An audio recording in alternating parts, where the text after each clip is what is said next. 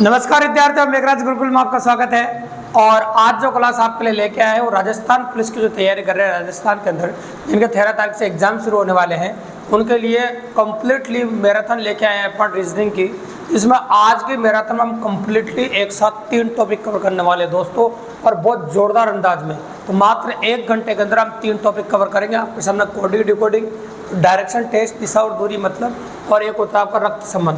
तो ये तीनों टॉपिक कंप्लीट करेंगे। तीनों टॉपिक से आप जानते हैं कि राजस्थान पुलिस में पिछली बार भी काफ़ी अच्छे क्वेश्चन पूछे गए थे। PYQ क्लास है अपनी, है ना, और काफ़ी मज़ेदार क्वेश्चन पूछे गए विद कंसेप्ट पॉसिबिलिटीज है। अगर आपने 1 घंटे तक क्लास देख ली तो आपके एग्जाम के अंदर ये तीनों टॉपिक से रिलेटेड कोई भी क्वेश्चन आ जाए राजस्थान पुलिस में, गलत नहीं होगा, ये मेरी गारंटी है दोस्तों। एक एक बात को अच्छे सुनना, कितने टाइप्स के क्वेश्चन है, टाइप पर डिवाइड किए हैं, और PYQ सब पूरे से एग्जाम्स क्वेश्चन है, उनके बारे में डिस्कस करने वाले हैं। तो पहले हम कोडिंग डिकोडिंग के बारे में बात करेंगे, फिर दिशा और दूरी के बारे में बात करेंगे, और फिर रक्त संबंध के बारे में बात करने वाले हैं। तो पहला टॉपिक अपन लेके आए आपके सामने कोडिंग डिकोडिंग। बच्चों की सुविधा के हिसाब से एग्जाम आए प्रश्नों के हिसाब से चैप्टर को अपन ने 4 भागों में बांटा है, जिसमें पहला भाग होता है नामों के कूट। तो नामों पे आधारित जो क्वेश्चन होता है उसके बारे में बात करेंगे। जो फर्स्ट भाग अपन लेके आए हैं नामों का कोड, उसके बारे में बात करेंगे। देखो, तो यहाँ पर सब कोड होते हैं भी, सब क्या होते हैं बताओ, कोड होते हैं। सब कल्पना में होते हैं, तो कोड पर आधारित होते हैं। जैसे यहाँ पर बात करा, देखो पहले क्वेश्चन लिख रहा है नामक कोड में, किसी दूसरे ग्रह पर मृदा, जल, प्रकाश, वायु और आकाश के लिए स्थानीय शब्दावली में आकाश, प्रकाश, वायु, जल और मृदा है। यदि वहाँ किसी को प्यास लगे तो क्या पिएंगे? वहाँ किसी को प्यास लगे तो क्या पिएंगे? तो आप जानते हैं कि प्यास लगने पर जल पिया जाता है भैया। प्यास लगने पर क्या पिया जाता है बताओ? जल। और आप जानते हैं कि जल सबसे पहले क्या था, मृदा था या जल था? तो यहाँ पर देखो, मृदा के लिए तो आकाश है, जल के लिए प्रकाश है, प्रकाश के लिए वायु है, और वायु के लिए जल है। ये शब्दावली दे रखा है स्थानीय शब्दावली में। तो देखो, आपको जब भी कभी इस प्रकार का प्रश्न दिखाई दे नामों के कूट का, ये क्वेश्चन सबसे आसान है। लेकिन भैया दोस्तों, इतना आसान भी ना समझें इनको, क्योंकि सबसे पहले तो रियल आंसर पता होना चाहिए आपको। अगर आपको रियल आंसर पता है तभी तो कल्पना वाला आंसर मत दोगे आप, कोड वाला आंसर तभी दोगे जब रियल आंसर पता होगा। तो रियल में तो आपको पता है कि जब इंसान को प्यास लगती है तो पानी पीता भी है। और स्थानीय शब्दावली में देखो, अगर वहाँ की बात करें अपन आपके सामने, तो जल को क्या कहा जा रहा है बताओ? प्रकाश। तो इंसान को जब वहाँ पर प्यास लगेगी तो बताओ क्या पिएगा वो? दुनिया का सारा जल आपके लिए प्रकाश है।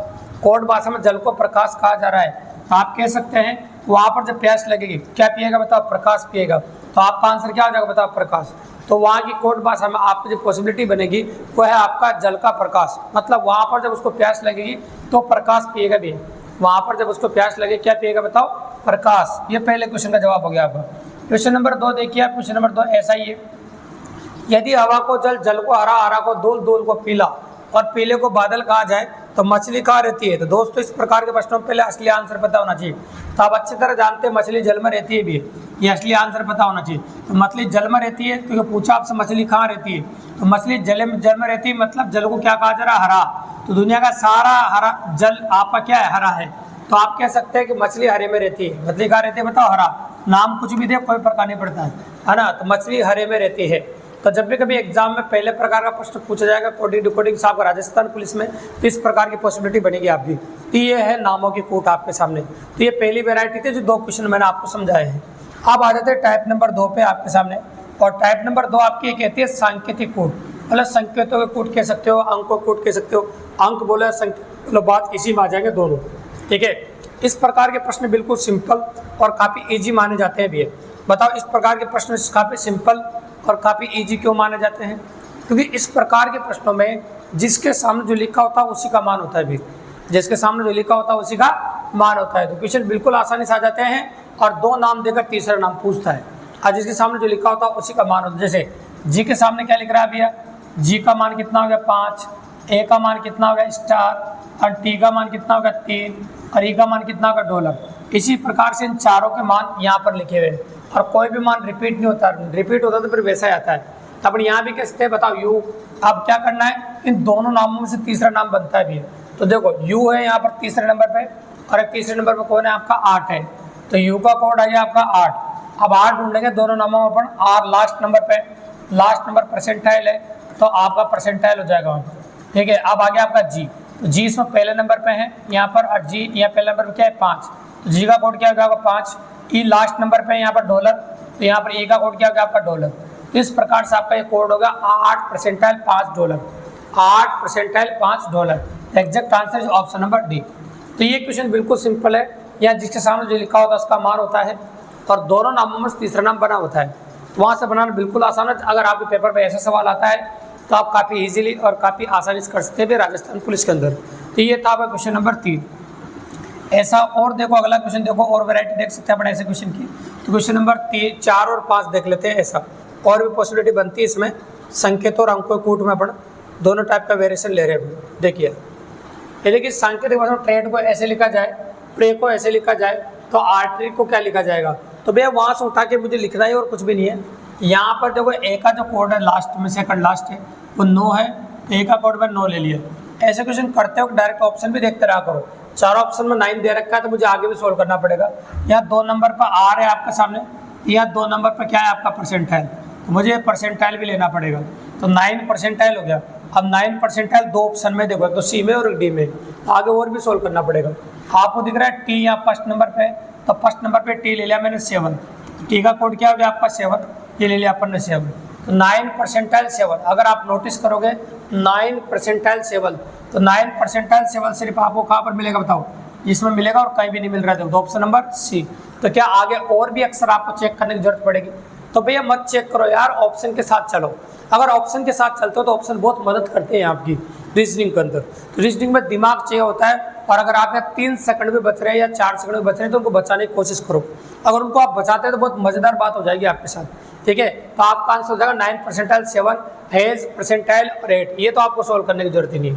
इस प्रकार से आंसर होगा आपका ऑप्शन नंबर सी। अब आ जाओ, कई बार एग्जाम में राजस्थान पुलिस में भी कई बार पहले भी ऐसे क्वेश्चन देखने को मिले जो क्वेश्चन नंबर 5 की तरफ, और ये काफ़ी डिमांडेड क्वेश्चन है। इसमें एक बात नोटिस करना का पहले अक्षरों क्या कोड दिया जा रहा है उसके हिसाब से इन कोडों का निर्धारण होता है। जैसे ए को 1 दिया जा रहा है, आप जानते हैं ए 1 नंबर पे आता है, ये दे रखा है आपको। अगर ए को 3 नंबर दिया जाता है उससे आपसे निर्धारण होता है आगे। तो यहाँ पर को एबीसीडी के हिसाब से नंबर दिए जा रहे हैं, जैसे ए का 1 नंबर, बी का 2 नंबर, सी का 3 नंबर। तो एबीसीडी के 26 तक नंबर दिए जा रहे हैं। आप जानते हैं ए 1 नंबर पाता है, एन 14 पाता है और डी 4 पाता है। जब इन सबका जोड़ करेंगे तो 19 आ रहा है। अभी कितना आ रहा है बताओ? 19। इसी प्रकार से बेट का पूछा आपसे, तो बी 2 नंबर पाता है आपका, ए 1 नंबर पाता है और टी 20 पाता है। जब इनको हम जोड़ रहे हैं तो आपका जो आंसर आ रहा है वो 23 आ रहा है। आपका आंसर कितना आ रहा है? 23। ये थे भैया अंकों तथा संकेतों कूट टाइप नंबर 2। इस प्रकार ये प्रश्न आपको अंकों तथा संकेतों कूट पर नजर आएंगे आपके राजस्थान पुलिस वाले एग्जाम के अंदर। तो ये टाइप नंबर 2 दोस्तों आपकी। अब आ जाते हैं टाइप नंबर 3 पे। तो अपनी टाइप नंबर 3 क्या कहती है आपकी? तो टाइप नंबर 3 कहती है अपने वाक्य कूट। इस प्रकार के प्रश्नों में एग्जाम में आपको वाक्य दिए जाते हैं। और एक बात कान खोल सुन लेना पहला, जैसे अंकों संकेतों कूट में जिसके सामने जो लिखा होता है उसका मान होता है, तो यहाँ गांठ बांध लेना, वाक्य कोट में जिसके सामने जो लिखा उसका मान नहीं होता है। तो ये बात आप विशेष तौर से ध्यान रखिएगा, जिसके सामने जो लिखा उसका मान नहीं होता है। यहाँ पर क्या होता है कि वाक्य की संख्या 3 हो सकती है, वाक्य की संख्या 4 हो सकता है आपके एग्जाम में, ये वाक्य की संख्या 5 होती है। सबका क्वेश्चन करने का तरीका एक होता है, आप वाक्यों में कॉमन ढूंढना पड़ता है आपको। जैसे सबसे पहले पहला और दूसरा वाक्य देखेंगे अपन, देखो तो पहले और दूसरे वाक्य में क्या कॉमन है उसको नोटिस करेंगे। हाउ लोड आर यू, है ना, तो को तो पो आ, यू आर वेरी ब्यूटीफुल। और इसका ना देखो इन दोनों में कॉमन ढूंढेंगे, तो यू आर वेरी ब्यूटीफुल। तो यू आर दोनों में कॉमन है, देखो और तो नहीं है। तो यू आर यहाँ भी है, देखो पहले वाक्य में अगर आप नोटिस करेंगे यू आर पहले वाक्य में भी है, अगर गौर से देखना आप कोई दिक्कत की बात नहीं है। तो यू आर को अपन देखेंगे तो यू आर पहले वाक्य में भी है, ये देखो।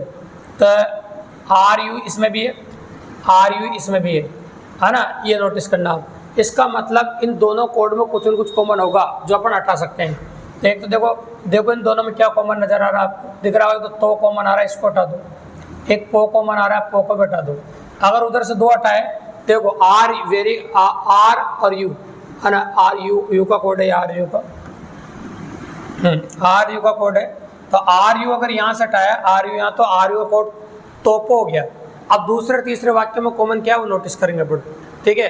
तो देखो वाक्य भी अपन को 2 ही दे रखे हैं, वाक्य भी ज़्यादा नहीं है, तो वाक्य की संख्या 2, 3, 4 हो सकती है ना। तो ये 2 वाक्य दे रहे हैं, हटा भी नहीं सकते। तीसरा वाक्य था आगे और चेक कर लेते, पर वाक्य 2 है तो आगे कहाँ चेक करेंगे अपन। अब आपसे क्या पूछा का हाउ का उसी भाषा में कोड क्या होगा। अगर आप नोटिस करें तो भैया मेरे पास यहाँ हाउ बचा है, क्या बचा बताओ, हाउ, और लोड भी बचा है, और यहाँ कोड बचा है आपके पास को और हा। अगर मान लो सपोज करो तो आपको बोला जाएगा हाँ का कोड बताइए, तो कंफर्म नहीं है, या तो को होगा या फिर हाँ होगा। तो एग्जैक्टली पता नहीं है तो को होगा या फिर हाँ होगा। तो आंसर क्या होगा आपका, को या हाँ। जब दो पॉसिबिलिटीज हो तो फिर आपका आंसर या कंडीशन में आता भी है, को या हाँ। जैसे मान लो सपोज करो एक बस में 2 सीटें हैं, है ना, तो देखो एक आदमी बस में चढ़ता है तो तुम्हें पता नहीं कौन से नंबर की सीट पर बैठेगा भी है, इसी वजह से ये आंसर होगा वो को या हाँ। तो या कंडीशन पॉसिबल होती है। तो ये हो गया आपका क्वेश्चन नंबर 6। क्वेश्चन नंबर 6 के बाद अगला क्वेश्चन जो आप स्क्रीन पर नोटिस कर रहे हैं, ये क्वेश्चन नंबर 7 है, सेम टू सेम ऐसा ही है। इसमें भी वाक्यों की संख्या 2 ही है, तो मैं पहले कह रहा हूँ वाक्यों की संख्या 2, 3, 4, 5 भी आ सकती है। और क्वेश्चन करने का तरीका ये रहेगा जो बोल रहे हैं आपको। सबसे पहले और दूसरे वाक्य में कॉमन देखिए आप, तो क्या कॉमन दिख रहा है, एंड कॉमन दिख रहा है आपको, और ओल्ड, देखो old and beautiful, and he common दिख रहा है देखो। तो एंड कॉमन दिख रहा है, तो एंड को हटाओ आप, ये एंड को हटाओ, और एंड का कोड इधर दा पा टा, तो ये पा कॉमन है तो पा को हटा दो, है ना। अब आपसे किसका पूछा, तो ओवर का, तो आप ओवर को नोटिस कीजिए, ओवर का कोड क्या हो जाएगा।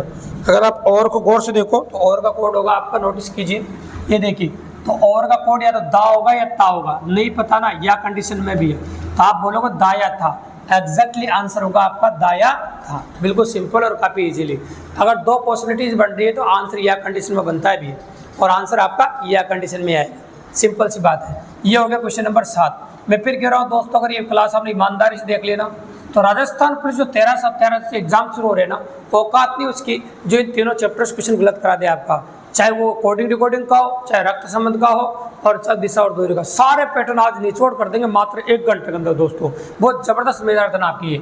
अब आ जाओ टाइप नंबर 4 पे, क्योंकि आपके राजस्थान पुलिस के अंदर 4 प्रकार के प्रश्न आ सकते हैं कोडिंग रिकॉर्डिंग से। ये 34 प्रकार है। इसमें क्या होता है भैया, जोड़ होता है। जोड़ क्या होता है कि आपको इस प्रकार के प्रश्नों में या तो एक नाम देके दूसरा नाम पूछता है, या 2 नाम देकर तीसरा नाम पूछता है। तो आपको सबसे पहले देखना होता है अंग्रेजी वर्णमाला के कूट में का पहले नाम के साथ क्या हो रहा है। तो जो जोड़ तोड़ पहले नाम के साथ हो रहा हो, वही जोड़ तोड़ आपको दूसरे नाम के साथ करना है बस, जिसमें आपका आंसर आ जाता है। और इसमें ज़्यादा चेक करना भी नहीं पड़ता भैया, 2-4 अक्षर चेक करो और आपका आंसर आ जाता है। बस आप पहले नाम को नोटिस करो कि पहले नाम में क्या चेंजेज हो रहा है, और पहले नाम में जो चेंजेस हो रहा है वही दूसरे नाम में अपन कर देंगे, ताकि वही पॉसिबिलिटी अपने सामने बढ़ जाएगी। जैसे पहला अक्षर नोटिस करो आप, ये पहला अक्षर नोटिस करो, तो पहला अक्षर एम है या ओ, एम एन ओ, मतलब पहले अक्षर में +2 हो रहा है। पहले अक्षर में क्या हो रहा है बताओ, +2, है ना। एक बात कान खोल के सुनना, इस प्रकार के प्रश्नों में जिस अक्षर से शुरू करते हैं उसको गिनते हैं, लेकिन जिस पर खत्म करते हैं उसे नहीं गिनते हैं। तो देखो एम गिना, एन गिना, लेकिन ओ नहीं गिना। एम एन मतलब +2। अब देखना यह उल्टा चलना, ओ एन मतलब इसमें हो गया -2 आपको। अब फिर वापस देखो टी यू, वापस हो गया +2, है ना। अब वापस देखना यहाँ से एच से चौथा अक्षर देखिए, तो एच की बात करें तो एच से उल्टा जाइए आप, एच, है ना, और फिर क्या आ जाएगा आपका जी, है ना, उल्टा जा रहा है आपके सामने। तो एच से जाओगे तो एच से क्या आएगा आपका डू, जी, ये +2 हो गया। तो देखो जो संख्या आनी चाहिए वो सेम ऑफ पेरेंट होना चाहिए, है ना। तो एच जी, तो वापस जा रहा है उल्टा, तो -1 आ रहा है, एच को गिनेंगे सिर्फ, है ना। फिर ई एफ, है ना, तो यह +2 आ गया वापस, है ना। तो यहाँ पर थोड़ा सा परिवर्तन हो सकता है, तो अपन देख सकते हैं आपके सामने। अब आगे चेक करने की जरूरत नहीं, मैं इतने अक्षर तो चेक करूँ कम से कम, भाई इतना सारा थोड़ी चेक करेंगे अपन, ठीक है। तो ये पॉसिबिलिटी, चलो पहले बी से +2 करोगे तो बी सी क्या आएगा आपका डी।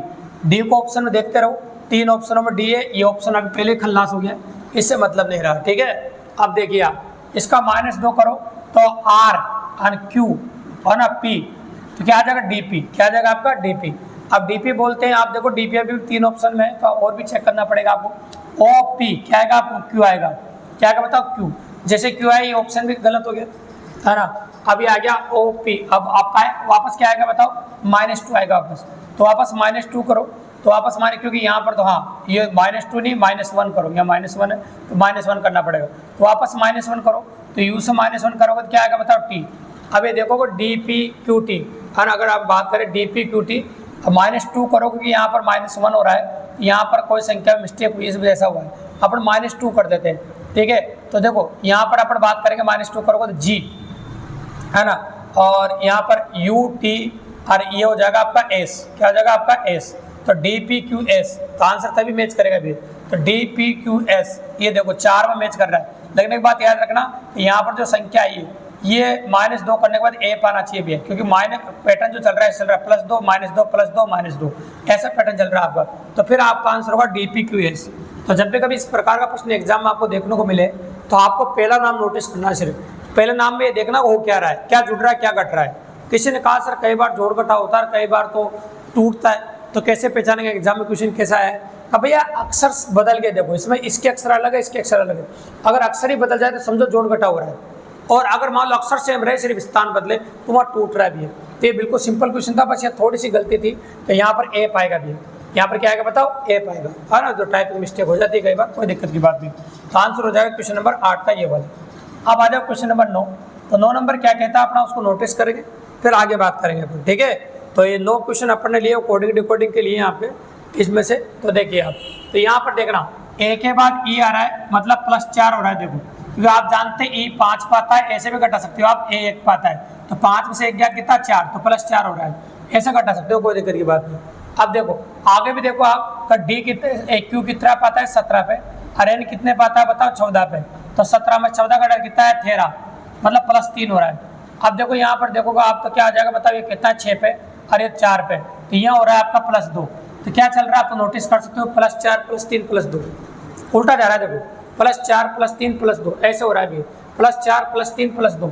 यहाँ भी देख लो बोले आप, अगर इसमें उल्टा चले आप और ये आगे चले तो आगे जा सकते हैं TUVW, या फिर ऐसे भी घटा रहा है।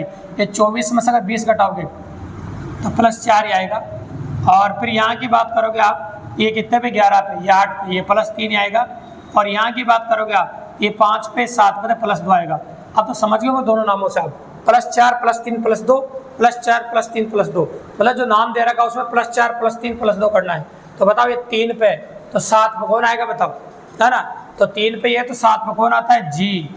और यहाँ पर देखो +3 करना है, ये 15 पाता है, 18 पे कौन आता है आपका आर, और ये 2 करना है इसमें, ये 13 पाता है, 15 पे कौन आता है ओ। तो आपका आंसर है GRO। आपका आंसर क्या आ जाएगा, GRO इज करेक्ट आंसर। तो ये नया पैटर्न है, पॉसिबिलिटी इस प्रकार बनता है, +4 +3 +2।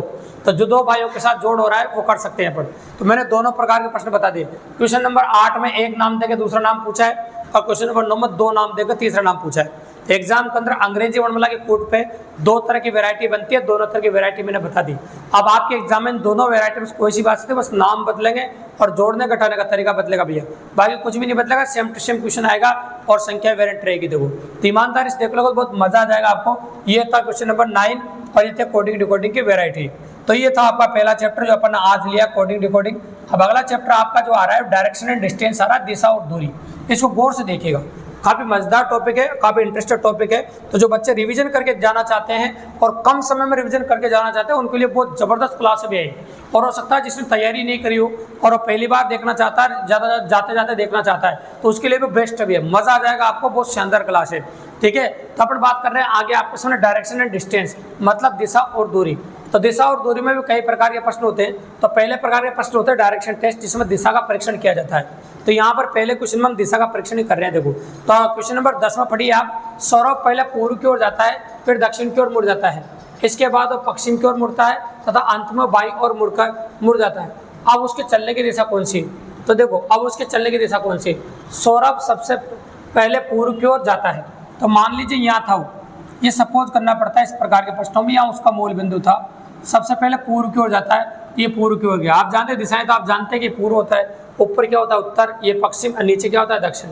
पूर्व की ओर जाता है, फिर दक्षिण की ओर जाता है, ये दक्षिण की ओर चला गया, है ना, और मुड़ जाता है। इसके बाद वो पश्चिम की ओर जाता है, चलो पश्चिम की ओर भी चला गया, पश्चिम की ओर मुड़ जाता है, तथा अंत में वो बाईं ओर मुड़ जाता है।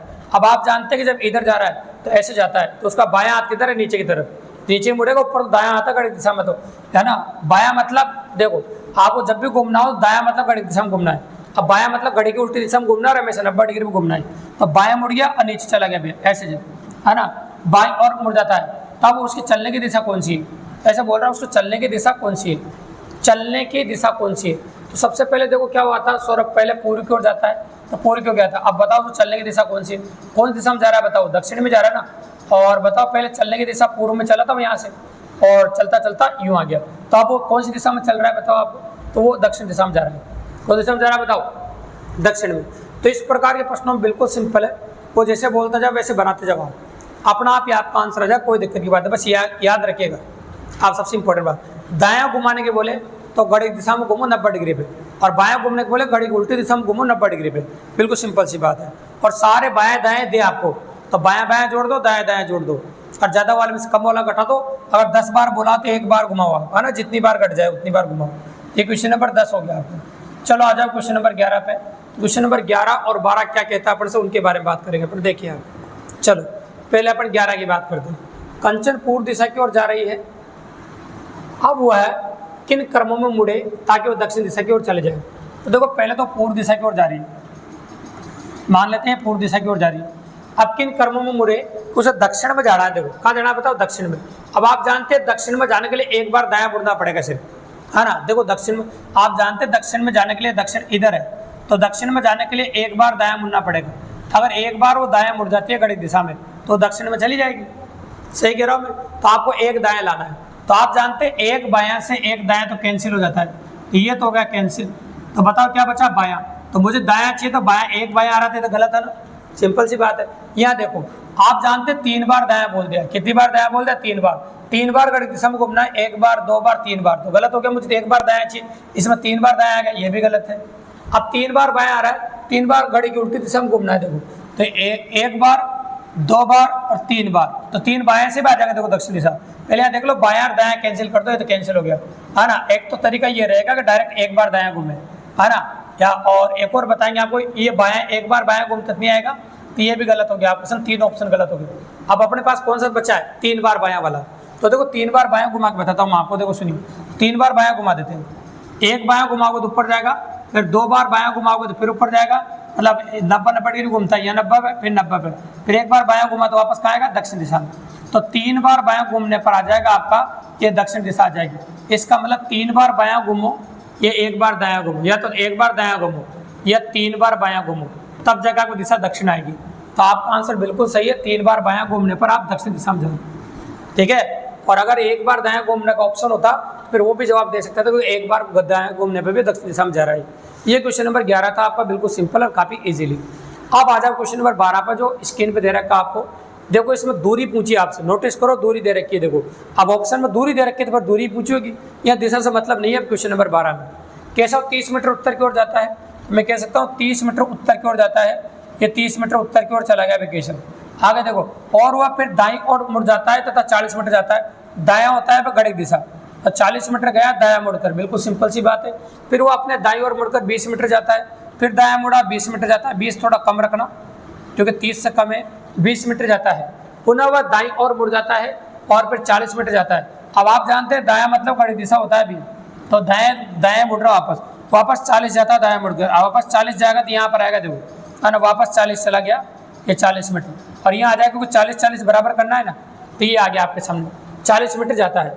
बताइए वो अपने प्रारंभिक स्थान से कितनी दूरी पर है, तो भैया वो यहाँ आ गया और वो चलना शुरू किया था यहाँ से, तो आपको दूरी चाहिए। तो देखो ये 20 है, आयत के आमने सामने भुजाएं बराबर होती है, 40-40 बराबर है, तो ये 20 से कितनी होगी बताओ, 20 होगी। आमने सामने भुजाएं बराबर होती है। अब बताओ पूरी 30 है, ये यहाँ तक 20 है यहाँ तक, तो बाकी कितनी बची, 10 ही तो बची। तो बताओ यहाँ प्रारंभिक बिंदु था उसका, तो प्रारंभिक बिंदु से कितनी दूरी पर है, बस मात्र 10 मीटर की दूरी पर। प्रारंभिक बिंदु से मात्र कितनी दूरी पर रहा बताओ, 10 मीटर की दूरी पर।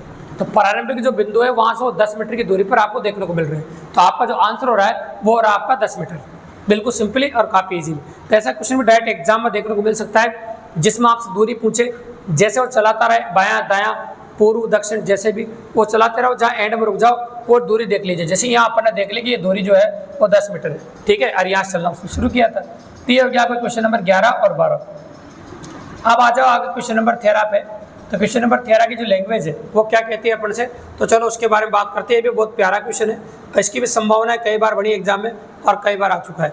तो क्वेश्चन नंबर 13 देखिए, राकेश एक बिंदु पर खड़ा है, वह 20 मीटर पूर्व की ओर चलकर, यहाँ मान लो इस बिंदु पर खड़ा है राकेश, वह 20 मीटर पूर्व की ओर चलकर, ये 20 मीटर पूर्व चला दिया मैंने आपके कहने पे, ये 20 मीटर पूर्व की ओर चला दिया, है ना। जैसे वो बोले उसकी बात मानो भाई 100%, अपना आप क्वेश्चन हो जाएगा।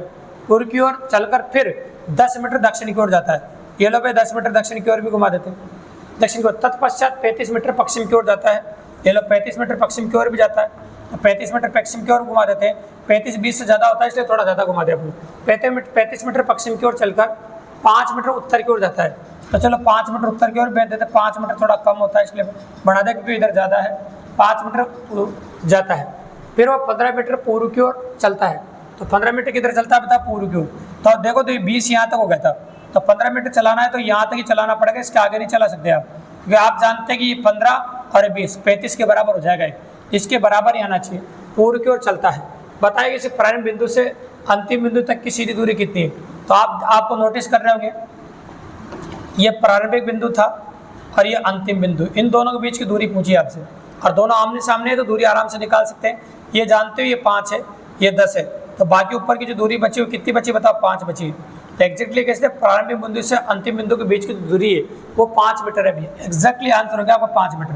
तो मैंने यही तो कहा था इससे पहले वाले क्वेश्चन में 12 नंबर में, और जैसे बोले वैसे बनाते रहो, और जहाँ रुक जाए वहाँ से डिस्टेंस देख लीजिए। अगर दूरी पूछी, सिर्फ 2 क्वेश्चनों में अपन ने दिशा पूछी थी और अगले 2 क्वेश्चनों में अपन ने दूरी पूछ लिया आपके सामने। ये डायरेक्ट पूछे जाने वाले सवाल है, बिल्कुल सिंपल और काफ़ी इजीली। तो अपन PIQ कर रहे हैं प्रीवियस ईयर क्वेश्चंस, ताकि एग्जाम के अंदर बहुत मजा आ जाए आपको और काफ़ी अच्छी पॉसिबिलिटी आपको देखने को मिले। तो ये क्वेश्चन नंबर 13 हो गया आपका। क्वेश्चन नंबर 13 के बाद अगला क्वेश्चन आ रहा है आपका 14 नंबर। अब देखो ये गुणन पादात क्वेश्चन आ रहे हैं आपके 14 और 15, जिसमें टोटल 8 दिशाएं होती है। 8 दिशाओं की आपको नॉलेज होना चाहिए। जैसे मैं ये दिशाएं बना रहा हूँ आपके सामने, देखो, और आप अच्छी तरह जानते हैं 4 दिशाएं, 4 उप दिशाएं होती है। तो 4 तो दिशाएं लेते हैं, पर 4 उप दिशाएं लेते हैं। यदि दक्षिण पूर्व क्या हो जाता है आपका, दक्षिण पूर्व को पूर्व कहा जाए, देखना आप, दक्षिण पूर्व को क्या कहा जा रहा है, पूर्व, और आप जानते हैं दक्षिण पूर्व यहाँ होता है, तो दक्षिण पूर्व को पूर्व कहा जा रहा है, मतलब 45 डिग्री घड़ी की उल्टी दिशा में घूम रहा है। तो दक्षिण पूर्व को पूर्व कहा जा रहा है, उत्तर पश्चिम को पश्चिम कहा जा रहा है। तो उत्तर पश्चिम कहाँ होता है आपको, उत्तर पश्चिम यहाँ होता है आपका, देखो, तो उत्तर पश्चिम को पश्चिम कहा जा रहा है, मतलब 45 डिग्री भी घड़ी की उल्टी दिशा में घूमा, पश्चिम कहा जा रहा है। आगे भी इस प्रकार परिवर्तन का क्रम जारी रहेगा, तो दक्षिण पश्चिम को क्या कहा जाएगा, तो आप जानते हैं दक्षिण पश्चिम यहाँ पर है, तो दक्षिण पश्चिम को दक्षिण कहेंगे भैया। ये भी 45 डिग्री इधर ही घूमेगा। मतलब इस प्रकार के प्रश्नों में बिल्कुल सिंपल है, 1, 2 या 3 भाइयों के साथ जो होता है, जो पूछा जाता है उसके साथ भी सेम वही होता है। तो एग्जैक्टली जो आपका आंसर आ जाएगा वो आ जाएगा आपका दक्षिण। मतलब पहला व्यक्ति जितने डिग्री पर जिस दिशा में घूमता है, अंतिम व्यक्ति भी उतने डिग्री पर उसी दिशा में घूमेगा। ये 100% पॉसिबल है। इस कंसेप्ट पे बहुत बार क्वेश्चन आते हैं, तो 1 दे के दूसरा पूछे, 2 दे के तीसरा पूछे, 3 दे के चौथा पूछे, या फिर 8 ताड़ियाँ तो 5 दे के 5, 7 दे के 8वां पूछ लो, भले तरीका एक ही रहेगा। पहला व्यक्ति जितने डिग्री पर, ये पहला व्यक्ति था 45 डिग्री पर घड़ी उल्टी दिशा में घुमा, 45 डिग्री पर घड़ी उल्टी दिशा में घुमा, दूसरा तीसरा भी 45 डिग्री पर घड़ी उल्टी दिशा में घूमेगा। ये 100% गारंटी है, ये 100% पॉसिबिलिटी है आपकी। ऐसे क्वेश्चन की डिमांड भी एग्जाम में काफ़ी ज़्यादा है। ये क्वेश्चन नंबर 14 हो गया आपको। 14 के बाद अगला क्वेश्चन जो आप स्क्रीन पर नोटिस करेंगे, ये आपका 15 क्वेश्चन है, इसको आप गौर से देखिए। 15 नंबर क्वेश्चन है, अच्छा क्वेश्चन है। एक आदमी का मुंह, इसमें फिर दिशाएं बनानी पड़ेगी, क्योंकि दोनों क्वेश्चन जो है ना दिशाओं से रिलेटेड 2 तरह के क्वेश्चन आते हैं गुणन पे। एक तो मैंने बता दिया, एक ऐसा, एक आदमी का मुँह पश्चिम की ओर है, एक आदमी का जो मुँह है वो किधर है बताओ, पश्चिम की ओर है। तो चलो, तो ये मुँह कर रखा है पश्चिम की ओर, ऐसे मुँह करके बैठा है इधर, ये पश्चिम की ओर मुँह करके बैठा, आप नोटिस कीजिए। वह 45 डिग्री दक्षिणावर्त घूमता है, तो दक्षिणावर्त में 45 डिग्री, फिर वह 180 डिग्री दक्षिणावर्त घूमता है, तो दक्षिणावर्त जोड़ दो और वामावर्त घटा देंगे फिर। तो देखो जोड़िए आप, इसको जोड़ेंगे आप, तो ये कितना आएगा 225 डिग्री। तो दक्षिणावर्त आएगा आपका 225 डिग्री, और वामावर्त दे रखा है वो 270 डिग्री। तो ज़्यादा वाले में से कम वाला घटा दो, वामावर्त 270 डिग्री, इसमें से दोनों का घटा दीजिए आप। ये कितना आ जाएगा आपका 5, ये आ जाएगा आपका 1, है ना, ऐसे देखोगे आप तो कितना आ जाएगा, देखो, हाँ, ये आ जाएगा 5 और 6 बचा ना, 4 आ जाएगा 45 डिग्री। मतलब आपको ज़्यादा दे रखा है वामावर्त और ज़्यादा वाले में से कम वाला घटाना है। तो 270 डिग्री वामावर्त में से 225 डिग्री दक्षिणावर्त घटाना है। तो ये वामावर्त था भी, और हमें से ज़्यादा वाला बचता है, तो ये घटा दिया, तो वामावर्त बचेगा आपका 45 डिग्री। तो 3 बार क्यों घुमाना, एक ही बार घुमाओ इस प्रकार के प्रश्नों में। वामावर्त मतलब घड़ी की उल्टी दिशा, दक्षिणावर्त मतलब घड़ी की दिशा। तो 45 डिग्री घड़ी की उल्टी दिशा घुमाना है बस आपको। तो 45 डिग्री जैसे घड़ी की उल्टी दिशा घुमाओगे आपका आंसर आ जाएगा। और ये दिशा कौन सी होती है आप जानते हैं, ये क्या होती है, पश्चिम, ये क्या होता है आपके दक्षिण, और इन दोनों के बीच की जो दिशा होती है आपकी वो होती है दक्षिण पश्चिम। इन दोनों के बीच की जो दिशा होती है आपकी वो हो जाएगी भी आपकी दक्षिण पश्चिम, बिल्कुल सिंपली और काफ़ी ईजी। ये हो गया आपका आंसर क्वेश्चन नंबर 15 का, बिल्कुल सिंपल और काफ़ी ईजी। अब 2 अवस्थाएं आती हैं, अगले क्वेश्चन में इसके बारे में बात करेंगे अपन, तो इसको नोटिस कर लीजिए और समझते जाइए, और लिखना चाहो तो लिखते भी जाइए आप। अब देखो 2 अवस्थाएं होती है, आप जानते हैं सूर्य पूर्व से उदय होता है, अतः उस समय व्यक्ति की परछाई पश्चिम में बनती है। सूर्यास्त पश्चिम में होता है अतः उस समय व्यक्ति की परछाई पूर्व में बनती है। ठीक है, तो दो कंडीशन पे एग्जाम में क्वेश्चन पूछे जाते हैं, या तो सूर्योदय होता है या फिर सूर्यास्त होता है। मैं दोनों प्रकार के प्रश्न आपके लिए लेके आया हूँ। ठीक है, पहले सूर्योदय की बात करते हैं। देखो, एक दिन सूर्योदय के बाद सुनीता और मोती एक दूसरे के आमने सामने खड़े होकर बात कर रहे हैं। तो टाइम सूर्योदय का भी है और दोनों एक दूसरे के आमने सामने खड़े होकर बातचीत कर रहे हैं। तो चलो यही बात करते हैं। पर देखो, दोनों एक दूसरे के आमने सामने खड़े होकर बातचीत कर रहे हैं। ये देखो, दो व्यक्ति ले लेते हैं अपन, और दो, एक पुरुष और महिला कोई भी अपन ले लिया अपन, ऐसे एक दूसरे के आमने सामने खड़े होकर बातचीत कर रहे हैं। ऐसा मैं कह रहा हूँ आपके सामने। ठीक है, अब आप जानते हैं सूर्योदय का समय सूर्य किधर से होता है, बताओ, पूर्व से उदय होता है। तो ये पूर्व से उदय हो रहा है सूर्य, इधर से पूर्व से, है ना। और एक बात गांठ बांध लेना, सूर्योदय के समय व्यक्ति की परछाई किसी की बनो, परछाई हमेशा पश्चिम में बनती है भी। सूर्य उदय के समय व्यक्ति की परछाई हमेशा पश्चिम में बनती है, चाहे किसी की बनो। ठीक है, अब देखो, आप जानते हैं कि इधर जो खड़ा है उसका ये लेफ्ट है, ये राइट है, और इसका ये राइट है, इसका ये लेफ्ट है ना। अब देखो नेक्स्ट लाइन आप पढ़ेंगे। और वो अजमेर दरगाह पर खड़े थे। अगर मोती की छाया सुनीता के ठीक दाहिने हाथ की तरफ बनती है, मोती की छाया सुनीता के ठीक दाहिने हाथ की तरफ बनती है, मोती की छाया बनती है और सुनीता के दाहिने हाथ की तरफ बनती है। तो भैया जिसका दायां हाथ परछाई की तरफ है वही सुनीता है ना। देखो, सुनीता के ठीक दाहिने हाथ की तरफ बनता है, तो जिसका दाहिना हाथ परछाई की तरफ है वही सुनीता भी है। जिसका दाहिना हाथ किसकी तरफ है, परछाई की तरफ, वही कौन है, सुनीता। ये दायां हाथ परछाई की तरफ, इसका ऊपर वाले का, ये सुनीता है। अपना आप ये मोती हो गया भाई। ठीक है, तो मोती किस दिशा की ओर मुँह करके खड़ी थी, तो बताओ मोती किस दिशा की ओर मुँह करके खड़ी थी, आपको बताओ, ऊपर कर रखा है। तो मोती ने किधर मुँह कर रखा, बताओ, उत्तर दिशा की ओर। तो एग्जैक्टली आंसर आ जाएगा आपका उत्तर दिशा की ओर। बिल्कुल सिंपल और काफ़ी ईजी। आंसर होगा आपका उत्तर दिशा की ओर। तो मोती ने उत्तर दिशा की ओर मुँह कर रखा है। ये हो गया क्वेश्चन नंबर 16 आपका। यहाँ पर आ गया आपका अगला क्वेश्चन और इसका लास्ट क्वेश्चन। एक शाम सूर्यास्त से पहले दो व्यक्ति सुमित और मोहित एक दूसरे के आमने सामने खड़े होकर बातचीत कर रहे हैं। अब टाइम सूर्यास्त का भी है, इसमें वापस फोटो बना रहा हूँ मैं दो व्यक्तियों का। ऐसे आप जानते हैं, ऐसे खड़े, लेफ्ट है, राइट है, ये राइट है, लेफ्ट है। सूर्यास्त का समय सूर्यास्त पश्चिम में होता है, आप जानते हैं, और परछाई इस बार पूर्व में बढ़ेगी भी। तो अगर पश्चिम में होगा तो परछाई इधर बढ़ेगी। नेक्स्ट, अगर मोहित की छाया सुमित के दाएं हाथ की तरफ बढ़ती है भी, सुमित के दाएं हाथ की तरफ बनती है, तो जिसकी दाएं हाथ परछाई की तरफ वो सुमित है, और ये अपना आप ही मोहित हो जाएगा।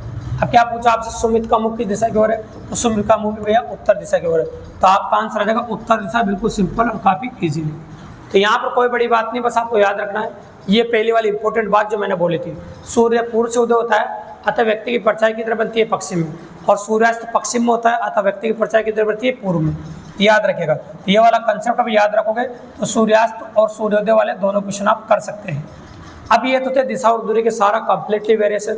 अब आते हैं अपन इसका तीसरा पार्ट, ब्लड रिलेशन मतलब रक्त संबंध, मतलब तीसरा चैप्टर आज का रक्त संबंध पे। तो बच्चों की सुविधा के हिसाब से, एग्जाम आए प्रश्नों के हिसाब से इस चैप्टर को बेहद 3 भागों में बांटा अपन ने। 3 प्रकार के प्रश्न आते हैं। एक तो लाइन डायग्राम पर आधारित प्रश्न, जो पहले टाइप अपन पढ़ रहे हैं। इस प्रकार के प्रश्नों में क्या होता है कि इन्फॉर्मेशन को अच्छे से रीड करना पड़ता है और एक डायग्राम बनाना पड़ता है, और उसके आधार पर प्रश्नों के जवाब देने पड़ते हैं। तो चलो पहले क्वेश्चन में ये बात सिखाएगा आपको, देखो सुनिए। तो 18 नंबर में कह रहे ए और बी भाई है। तो देखो, जो भाई होते हैं ना, उनके ऊपर हमेशा प्लस लगाना है आपको, ताकि पता चले ये दोनों पुरुष है। पुरुषों के ऊपर प्लस और महिलाओं के ऊपर माइनस। ये दोनों तो हो गए आपके भाई, बिल्कुल सही बात है। ये मैंने बना दिया, ऐसे लाइन डायग्राम बनाते हैं। सी और डी बहनें हैं। अगर सी और डी दोनों बहनें हैं तो दोनों स्त्रियां वे माइनस है, और इनके ऊपर लिख दिया मैंने बहनें, ये दोनों बहनें हैं।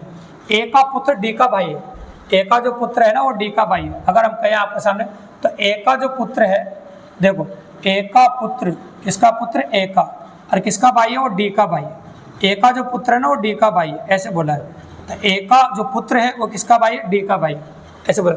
तो बताइए कि बी का सी से क्या संबंध है, बी का सी से क्या संबंध है। बी का मतलब आपको बताना बी क्या लगता है, का जिससे आता है ना वो बताना पड़ता है। बी का मतलब ये बताना बी का सी से क्या संबंध है, मतलब बी सी का क्या लगता है, ऐसे बोला है। तो आपको क्या बनना पड़ेगा, बस सी बनना पड़ेगा। थोड़ी देर के लिए अगर बी का बताना है तो बढ़ जाओ सी, तो ये आप बढ़ गए, ये आपकी बहन है। अब आपकी बहन का जो भाई है, आपकी बहन का जो भाई है वो क्या लगा, आपका भाई लगा भी। और आपका जो भाई है ना वो ए का पुत्र भी। आपका भाई किसका पुत्र है बताओ, ए का। तो आपका भाई ए का पुत्र है, तो वो आपके पिताजी हो गए। क्या होगा बताओ, आपके पिताजी। और आपके पिताजी के भाई है, आपके पिताजी क्या बताओ, भाई। तो आपके पिताजी के भाई क्या होते हैं बताओ, चाचा जी। आपके पिताजी के भाई क्या होते हैं, चाचा जी या ताऊ जी। तो ऑप्शन में क्या दे रखा है आपका, चाचा जी। तो आंसर क्या हो जाएगा आपका, चाचा जी, आपके पिताजी के भाई। तो बिल्कुल सिंपल सा है, आसानी से इस प्रकार से लाइन डायग्राम बनाओ और क्वेश्चन को बिल्कुल सिंपली तरीके से कर दो भाई। ये क्वेश्चन नंबर 18 हो गया। क्वेश्चन नंबर 18 के बाद एक और लाइन डायग्राम क्वेश्चन लेके आओ, 2 क्वेश्चन लेके आओ मैं लाइन डायग्राम के। क्वेश्चन नंबर 19 देखो, ये भी लाइन डायग्राम का क्वेश्चन है, इसमें लाइन डायग्राम बनेंगे। देखो, प्रेमा का आनंद पुत्र है। देखो, अगर हम प्रेमा की बात करें तो प्रेमा का आनंद पुत्र है, तो प्रेमा का आनंद पुत्र है, तो पुत्र तो पुरुष भी है ना, पुत्र है। राजीन प्रेमा का भाई है ना, राजीन जो है वो प्रेमा का भाई है, ऐसा कह सकते हैं, भाई है, तो भाई है तो ये भी पुरुष भी है। ठीक है, आगे देखो, नेहा रश्मि की पुत्री है।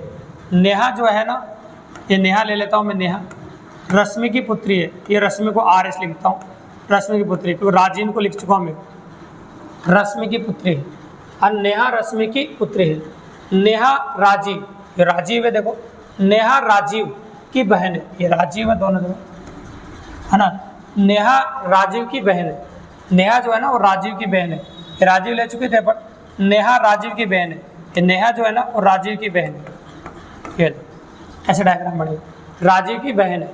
बताइए कि आनंद का रश्मि से, आनंद का रश्मि से क्या संबंध है? मतलब आनंद का मतलब आनंद रश्मि का क्या लगता है, आनंद रश्मि का क्या लगता है? तो भैया फिर आपको रश्मि बनना पड़ेगा। आनंद रश्मि का क्या लगता है, तो आनंद रश्मि का क्या लगता है ये आपको बताना है, तो आपको पहले रश्मि बनना पड़ेगा। ये आपकी पुत्री है और आपकी पुत्री जो है ना वो आर की बहन है। किसकी बहन है बताओ? आर की। तो आर की पुत्री, आपकी पुत्री आर की बहन थी, ये आपका पुत्र हो गया। ये कौन हो गया आपका? ये आपका पुत्र हो गया। और आपका पुत्र किसका भाई है बताओ? पी का। तो आपका पुत्र पी का भाई थी, या पुत्री होगी आपकी।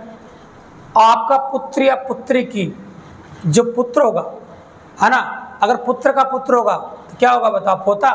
और अगर मतलब पुत्री का पुत्र होगा तो क्या होगा बताओ? नाती। तो आंसर आएगा आपका नाती या पोता। लेकिन ऑप्शन में पोता नहीं है, तो क्या बताओ? ऑप्शन में नाती है। तो आपका आंसर क्या हो जाएगा बताओ? नाती। एग्जैक्टली आंसर होगा आपका नाती। पोता होता तो पोता, और पोता नहीं दे रखा तो फिर नाती। इस प्रकार से क्वेश्चन कर सकते हैं, जैसे वो बोले वैसे लाइन डायग्राम ड्रॉ कीजिए, और ड्रॉ करते ही आपका आंसर आ जाएगा, कोई बड़ी बात नहीं। ये क्वेश्चन नंबर 19 था आपका। तो पहले टाइप से 2 क्वेश्चन लिए थे लाइन डायग्राम पे। अब दूसरी टाइप एक कहती है कि इशारा करते हुए बोलता है। तो तस्वीर, इशारा, वार्तालाप, एल्बम पर आधारित 4 प्रकार के प्रश्न आते हैं टाइप नंबर 2 में। या तो तस्वीर की ओर दिखाते हुए बोलता है, इशारा करते हुए बोलता है, वार्तालाप करते हुए बोलता है, एल्बम पर आधारित प्रश्न बोलता है। इन क्वेश्चनों के लिए एक छोटी सी बात बोलता हूँ भी आपके लिए, याद रखना। इस प्रकार के प्रश्नों में जिस व्यक्ति की चर्चा की जाए वो तुम खुद बन जाओ। तो ये क्वेश्चन बिना पेन चलाए हो जाते हैं, क्यों समझ लो आप। तो इस प्रकार के प्रश्नों में जिस व्यक्ति की चर्चा की जाए वो तुम खुद बन जाते हो, तो इन क्वेश्चनों में पेन नहीं चलाना पड़ेगा। देखो, तो यहाँ पर देखो, एक आदमी का परिचय कराते हुए एक स्त्री ने कहा उसकी पत्नी मेरी माँ की एकमात्र पुत्री है। तो देखो, एक आदमी का परिचय कराते हुए एक स्त्री कह रही है, तो स्त्री कह रही है और परिचय आदमी का करा रही है। परिचय किसका करा रही है? आदमी का। और स्त्री क्या कह रही है? देखो, उसकी पत्नी, किसकी? आदमी की। उसकी पत्नी, आदमी की पत्नी, मेरी माँ मतलब स्त्री की, मेरी माँ की एकमात्र पुत्री है, मेरी माँ की एकमात्र पुत्री है। वह स्त्री कैसे उस आदमी से संबंधित है? मतलब वो स्त्री उस आदमी की क्या लगती है? स्त्री जो है ना वो आदमी की क्या लगती है, ऐसे मैंने बोला आपके सामने। तो थोड़ी देर के लिए तो बनना तो पड़ेगा आपको स्त्री, है ना, तो बन जाइए स्त्री। तो आप बन गए स्त्री, तो स्त्री बनो आपकी मम्मी की एकमात्र पुत्री। आपकी मम्मी की एकमात्र पुत्री क्या कहलाएगी बताओ? आपकी, आप खुद हो जाओगे भैया। आपकी मम्मी की एकमात्र पुत्री कौन होंगे? आप खुद होंगे। स्त्री है वो, तो आपकी मम्मी की एकमात्र पुत्री खुद हो गई। और आप किसकी पत्नी बताओ? एक ही पत्नी है, तो आपके क्या होंगे? पति। और आपके पति से आप किस प्रकार संबंध रखती है? तो आपके पति की आप क्या बताओ? पत्नी। आपके पति से आप किस प्रकार संबंध रखती है? आप अपने पति की पत्नी हैं। ऐसे कर सकते हैं आप बिल्कुल सिंपली और काफ़ी इजीली क्वेश्चन। ये क्वेश्चन नंबर 20 था। ऐसे कैसे एक और क्वेश्चन लेके आया मैं आपके लिए 21 नंबर। इसको देखो आप, ये टाइप नंबर 2 के हर टाइप के 2 सवाल है भैया। देखो, अनुपम ने संजीव से कहा, अनुपम कह रहा है भाई संजीव से, ये अनुपम और ये संजीव, ऐसे बनाते। देखो, वह लड़का, अनुपम ने संजीव से कहा वह लड़का जो फुटबॉल खेल रहा है मेरे पिता, देखो अनुपम के पिता, अनुपम बता रहे, तो अनुपम की बात करेंगे। अनुपम के पिता की पत्नी, बता अनुपम आप खुद बन जाओ, आपके पिता की पत्नी क्या कहलाएगी? आप खुद बन जाओ, आपके पिताजी की पत्नी क्या कहलाएगी? माँ। अब माँ की बेटी बहन और बेटी का भाई, दो भाई बोल रहे हैं, बेटे का भाई क्या कहलाएगा आपका? बहन का, है ना, बहन का भाई। अब बहन का भाई क्या होगा? बताओ, भाई कहलाएगा, है ना, भाई कहलाएगा।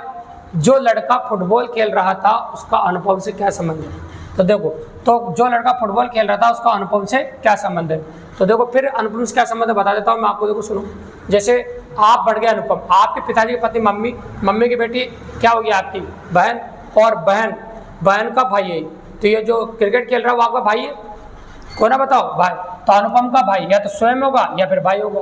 तो फिर स्वयं तो ऑप्शन में है ही नहीं, तो बताओ आंसर क्या होगा आपका? भाई। इस प्रकार से जिस व्यक्ति की चर्चा की जाए तुम खुद बढ़ जाओ इस प्रकार के प्रश्नों में, तो आंसर अपना आप ही आने लगते हैं भी। तो ये हो गया आपका क्वेश्चन नंबर 21 टाइप नंबर 2 का। और आज का लेटेस्ट ट्रेंड में चल रहा है ये वाला क्वेश्चन, बहुत ज़बरदस्त है। मतलब इस प्रकार की गणितीय संक्रिया आपको दी जाती है। अगर पटवारी की भी दोनों शिफ्टें देखो आप, तो दोनों शिफ्टों में क्वेश्चन आया था ये रक्त संबंध का। इसकी डिमांड ज़्यादा होती है। तो टाइप नंबर जो 3 है आपकी, गणितीय रक्त संबंध बोलते हैं इसकी डिमांड काफ़ी ज़्यादा एग्जाम में और पॉसिबिलिटी बढ़िया है। तो इसलिए इस प्रकार की इन्फॉर्मेशन एग्जाम में दी जाती है और क्वेश्चन आपको दिया जाता है। तीन इन्फॉर्मेशन का मतलब समझ लो भैया। सबसे पहली और खास बात आपको समझा देते हैं कि जो इन्फॉर्मेशन आपको दे रखी है इसका मतलब आप समझिए। तो गौर से देखना आप। देखो यहाँ पर ये पी और क्यू जो लिखा जाता है इसका मतलब ज़्यादा कुछ भी नहीं है। पी का मतलब आगे वाला और क्यू का मतलब पीछे वाला, बस इतना ही मतलब होता है। ए और भी लिखा होता है तब भी ये मतलब होता है आगे वाला और पीछे वाला। मेन मुद्दा होता है चिन्हों का। जैसे यहाँ चिन्ह दे रखा है गुणा का, तो गुणा का मतलब भी ऐसे पढ़ेंगे, आगे वाला पीछे वाले का भाई है, ये गुणा का मतलब।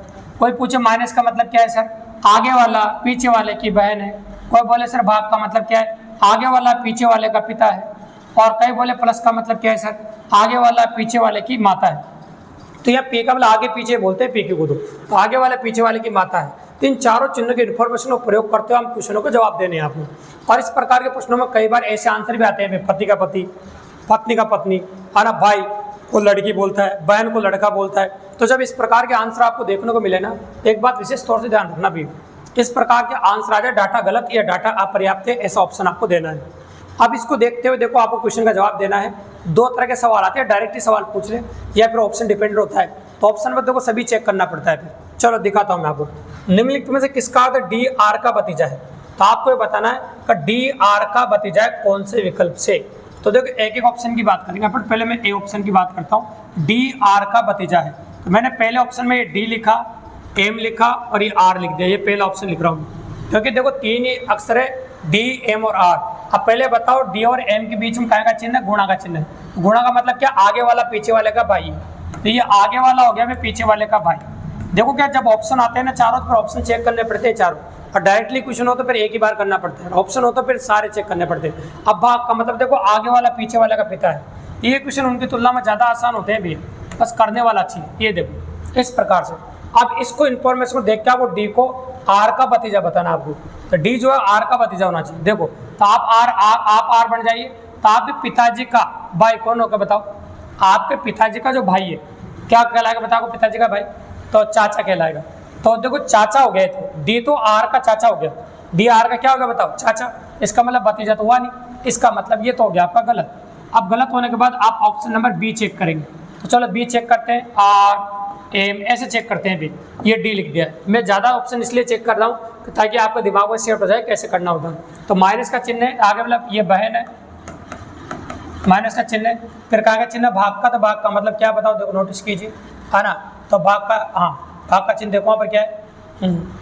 भाग का मतलब आगे वाला पिता है, ये पिता। अब देखो एक बात कान खोल को सुन लेना, इसमें वैसे ही गलत आएगा। तो डी आर का भतीजा होना चाहिए। तो डी तो वैसे लड़का लड़की का पता नहीं चला, तो कैसे पता चलेगा भतीजा का भतीजे नहीं, है ना। तो इस प्रकार से पॉसिबल है ना। चांस बनते हैं लेकिन कन्फर्मली नहीं कह सकते हैं। पर जैसे थोड़ी देर के लिए आप बन जाओ डी, आपके पिताजी की बहन क्या लगे? आपकी बुआ। और बुआ के तुम क्या लगे? या तो भतीजा होगा या फिर भतीजी होगी। चांस तो बनते हैं आपके, लेकिन अगर दो ऑप्शनों से कुछ भी नहीं मिलेगा फिर आप बी ऑप्शन से कह सकते हो, क्योंकि इसमें बी ऑप्शन में आपका आंसर आ रहा है या तो भतीजा या भतीजी। लेकिन कंफर्म नहीं, क्योंकि डी का पता नहीं लड़का है लड़की है ना। तो या तो भतीजा या फिर भतीजी ये आ रहा है। हम बी ऑप्शन को लॉक कर देंगे, लेकिन लॉक करने का तब है जब कंफर्मली आंसर नहीं आ रहा। ठीक है, तो पहले चेक करेंगे अपन इसको भी। तो मैंने लिखा, फिर लिखा आर एम डी और टी ऐसे लिख दिया। फिर चेक करेंगे माइनस का मतलब क्या बताओ, पी क्यू की बहन है, तो माइनस का मतलब जो आ रहा है आपका पी क्यू की बहन है।